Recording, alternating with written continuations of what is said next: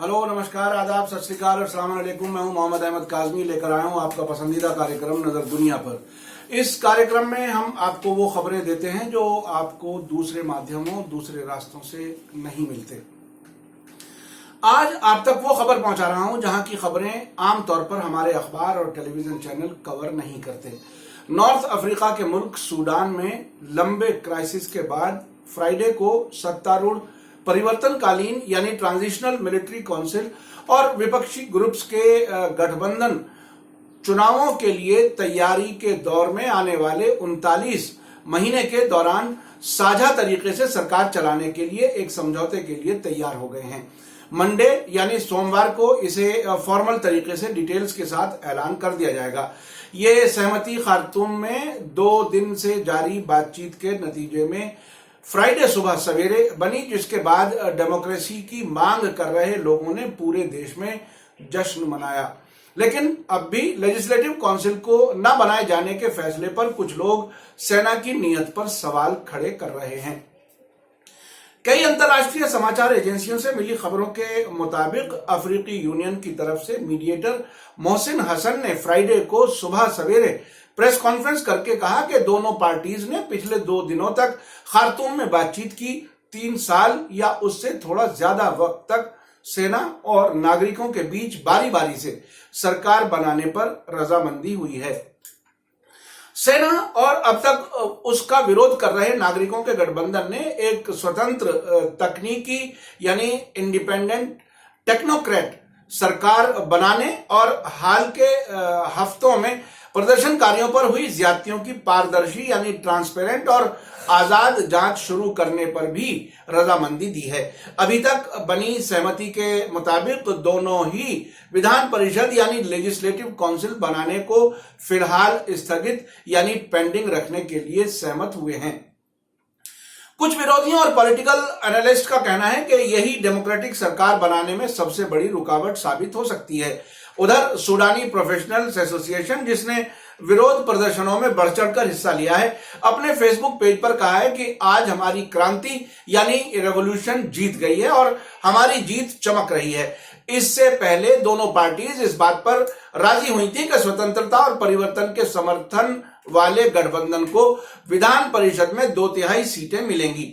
ये रजामंदी 3 जून को सेना के जरिए धरने पर बैठे प्रदर्शनकारियों पर यानी प्रोटेस्टर्स पर अंधाधुंध गोली चलाने से पहले बनी थी, जिसमें दर्जनों लोग मारे गए थे और उसी के साथ बातचीत का सिलसिला भी टूट गया था। इसके बाद दोनों पार्टीज के बाद इथियोपिया और अफ्रीकी यूनियन के मीडिएशन से वेडनेसडे यानी बुधवार को बातचीत फिर से शुरू हुई और बिचौलियों ने टकराव को तोड़ने के लिए एक मसौदा यानी प्रपोजल सामने रखा। सेना के ऑफिशियल्स ने कई महीने से जारी विरोध प्रदर्शनों के बाद 30 साल तक राष्ट्रपति रहे उमर अल बशीर को सत्ता से हटाकर सरकार अपने हाथ में ली थी, लेकिन नागरिक सरकार को सत्ता ट्रांसफर करने की मुखालफत की थी। प्रदर्शनकारी अल बशीर के सत्ता से अलग होने के बाद से ही सड़कों पर बने हुए हैं। उन्होंने ये डर जाहिर किया था कि ऐसा ना हो कि सेना सत्ता से चिपकी रहे और सरकार जनता को ना सौंपे। राइटर्स न्यूज एजेंसी के मुताबिक बशीर के खिलाफ महीनों तक विरोध प्रदर्शन करने वाले सूडानी प्रोफेशनल एसोसिएशन के एक बयान में कहा गया है कि प्रपोज्ड सरकार पहले 21 महीने सेना के हाथ में होगी, उसके बाद नागरिकों के नुमाइंदों को आखिरी 18 महीनों तक सरकार चलाने के लिए सौंपी जाएगी।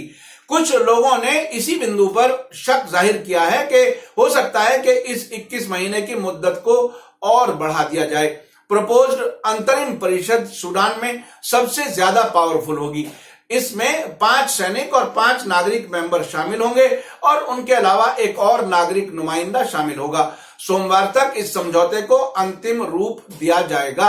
अब तक सेना की तरफ से ज्यादतियों के खिलाफ प्रोटेस्ट करने वालों ने सैनिक परिषद पर हमलों का इल्जाम लगाया है और जिस अर्धसैनिक बल रैपिड सपोर्ट फोर्सेस पर इल्जाम है, उसी के नेता जनरल मोहम्मद हमदान डागलो परिषद के सबसे प्रमुख मेंबर हैं। सूडानी प्रोफेशनल्स एसोसिएशन के एक सीनियर मेंबर खालिद उमर ने फ्राइडे को रिपोर्टर्स को बताया कि यह समझौता सिर्फ पहला कदम है। एक सूडानी पॉलिटिकल एक्सपर्ट खालिद अल तिजानी ने कहा है कि दोनों पार्टीज ने रियायतें दी हैं। सबसे बड़ी चुनौती समझौते को लागू करने के लिए पार्टियों के बीच विश्वास पैदा करना है। अल जजीरा के मुताबिक ट्रांजिशनल मिलिट्री काउंसिल के deputy head general Mohamed Hamdan Dagalo, जिन्हें आमतौर से हेमेटीवी कहा जाता है, ने समझौते का स्वागत किया है, जो उनके मुताबिक सभी को शामिल करने वाला है। डागलो ने कहा कि हम सभी राजनीतिक ताकतों, आर्म्ड मूवमेंट्स और नौजवानों और महिलाओं और मुल्क में होने वाले बदलाव में हिस्सा लेने वालों को यकीन दिलाना चाहते हैं कि यह समझौता व्यापक यानी कॉम्प्रिहेंसिव होगा और किसी को भी इससे बाहर नहीं रखा जाएगा। Omar Eldigair forces for freedom and change के एक नेता, जो कि विपक्षी समूहों का गठबंधन है, ने कहा कि समझौता बदलाव वाले सिस्टम के संस्थानों के बनने का रास्ता खोलता है और हमें उम्मीद है कि यह नए दौर की शुरुआत है। जैसे ही फ्राइडे की सुबह समझौते का ऐलान हुआ, सूडान की राजधानी खार्तूम में कामयाबी का जश्न मनाने के लिए हजारों लोग सड़कों पर उतर आए, लेकिन फिर भी कुछ लोगों ने विरोध प्रदर्शन जारी रखा और समझौते को सेना के जरिए लागू करने के लिए दबाव बनाया। प्रोटेस्ट में शामिल एक मोहम्मद इस्माइल ने कहा कि हम ट्रांजिशनल मिलिट्री काउंसिल से कई और अधिक गारंटी देखना चाहते हैं, क्योंकि उन्होंने बाद में सत्ता सौंपने के लिए कई वादे किए हैं। एक और प्रोटेस्टर अशरफ मोहम्मद अली ने समझौते को सूडान के लिए अच्छा कदम बताया, लेकिन साथ ही अल जजीरा को टेलीफोन पर बात करते हुए कहा कि जमीन पर समझौते को लागू करना अहम है, क्योंकि पिछले महीने में सेना की कार्रवाई इस बात को साबित करती है कि यह परिषद नागरिकों को शक्ति देने के लिए सीरियस नहीं है। राइटर्स न्यूज एजेंसी का कहना है कि संयुक्त अरब अमीरात और सऊदी अरब, जिनका सूडान की सैनिक परिषद से नजदीकी रिश्ते हैं, यह बात है समझने की पॉलिटिकल, चूंकि इसके बाद मैं आपको बताऊंगा कि यह लिंक कैसे बन रहा है। दोनों ने समझौते का स्वागत किया है। सऊदी अरब के अखबार अल अरेबिया की रिपोर्ट में कहा गया है कि सऊदी अरब, यूरोपीय संघ यानी यूरोपीय यूनियन, संयुक्त राष्ट्र यूनाइटेड नेशन और संयुक्त अरब अमीरात यानी यूएई ने विरोध करने वाले नेताओं और सूडान के सत्ताधारी जनरलों के बीच हिस्टोरिक समझौते का स्वागत किया है। सऊदी अरब के विदेश मंत्रालय ने कहा है कि सऊदी किंगडम सूडान के एक नए सुरक्षित और स्थिर दौर में कदम रखने का इंतजार कर रहा है, यानी स्टेबिलिटी का वो इंतजार कर रहा है सूडान में। यूरोपीय संघ की विदेश नीति की प्रमुख फेडरिका मोगेरिनी के स्पोक्सपर्सन ने समझौते को बड़ी सफलता बताया है।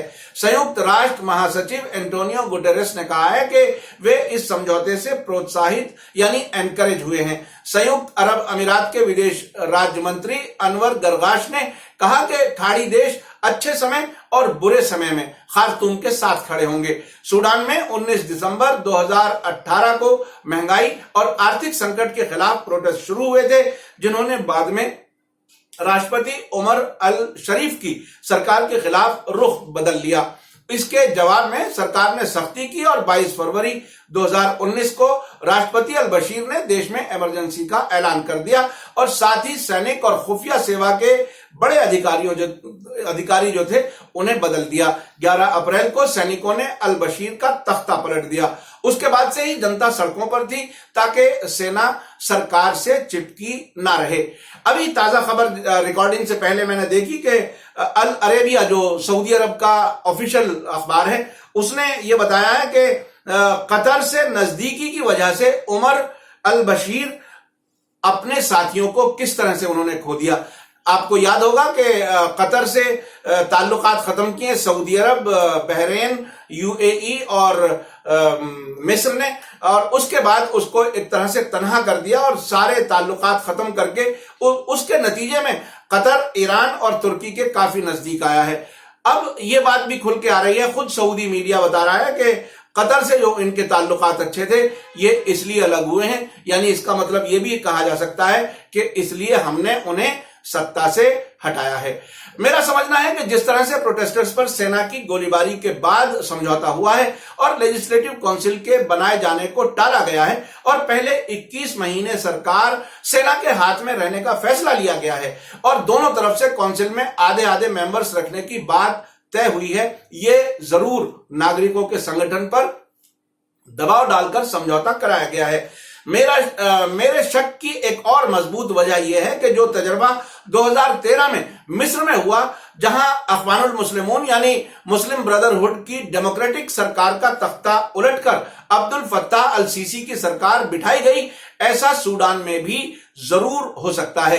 यह चुनाव से पहले हालात बदलकर सेना सरकार में रह सकती है, या किसी भी तरह से चुनाव कराकर भी ऐसा किया जा सकता है कि सऊदी अरब, यूनाइटेड अरब अमीरेट्स, अमेरिका और इजराइल की पसंद की सरकार बनाई जा सकती है। आपको याद होगा कि सऊदी अरब ने मिस्र में डेमोक्रेटिक सरकार को गिराने के बाद राष्ट्रपति बने अब्दुल फत्ताह अल सीसी को बहुत बड़ी रकम और हथियारों से मदद की थी। मिस्र के 2012 में पहले चुने हुए राष्ट्रपति मोहम्मद मुर्सी, जिनकी अभी हाल ही में अदालत में मौत हुई है, ने ईरान और सऊदी अरब दोनों से बराबर के रिश्ते बनाने की बात कही थी और ऐसे उन्होंने कोशिशें भी की थी। वो तेहरान भी गए थे और रियाद यानी सऊदी अरब भी गए थे। अमेरिका, इजराइल, सऊदी अरब और संयुक्त अरब अमीरात किसी भी हालत में इस इलाके के देशों में डेमोक्रेटिक सरकार नहीं चाहते, क्योंकि बादशाहों से अपनी पसंद से फैसले कराना आसान है, जबकि देशों की पार्लियामेंट से ऐसे फैसले कराना बहुत मुश्किल है, जैसा कि उन्हें इराक में तजर्बा हुआ है। कोई भी डेमोक्रेटिक सरकार इजराइल और अमेरिका की गुलामी करे, इसकी कोई गारंटी नहीं है। इसलिए मुझे पूरा शक है कि सूडान में भी किसी तरह से मैनेज करके ये ताकतें अपनी पसंद की सरकार बनाने की कोशिश करेंगी। मेरा कार्यक्रम आपको कैसा लगा कमेंट्स में जरूर लिखें। आपने देखा कि अमेरिका, इजराइल और मिडिल ईस्ट में उनके एजेंट किस तरह से दूसरे देशों पर अपना दबदबा चाहते हैं और अपनी पसंद की सरकारों को जमाए रखना चाहते हैं। जो देश दुनिया भर में डेमोक्रेसी के अपने आप को तरफदार और अलंबरदार बताते हैं, वही देश मिडिल ईस्ट और अफ्रीका में डेमोक्रेटिक सरकारें नहीं चाहते। मिस्र के बाद अब सूडान में भी वही साजिश जारी है। अगर आप देश और दुनिया की खबरों को सच्चाई के साथ समझना चाहते हैं तो हमारे कार्यक्रम को अपने सभी सोशल मीडिया प्लेटफॉर्म पर जरूर शेयर करें। अगर अब तक media star world YouTube channel को सब्सक्राइब ना किया हो तो फौरन सब्सक्राइब करें।